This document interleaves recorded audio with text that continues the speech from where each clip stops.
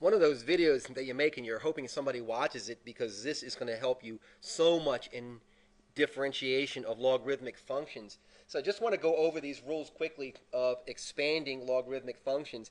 The first thing is to do is to remind you that if you have something like this, ln of 10 over 9, this can be expanded to ln of 10 minus ln of 9. Furthermore, you can expand this, ln of 6x over 5 can be expanded to ln of 6x minus ln of 5, which can be further expanded. And you're going, what the hell do I want this for?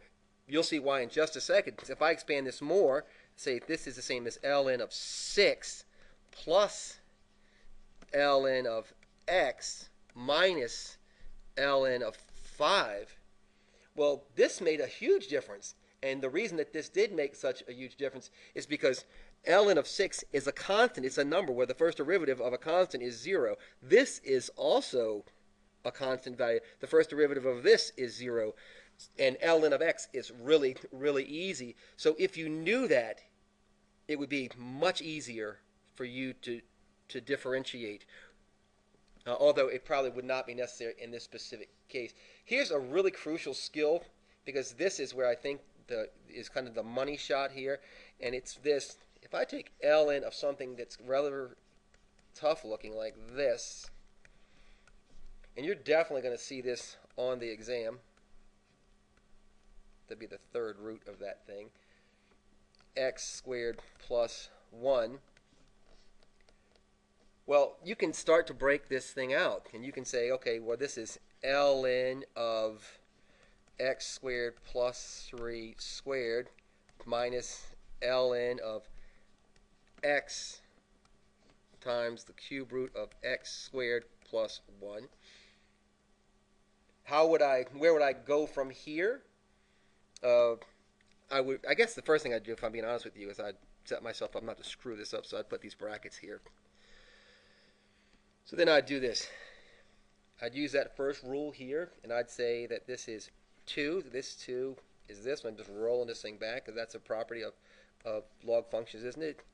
X squared plus 3 minus the quantity ln of x plus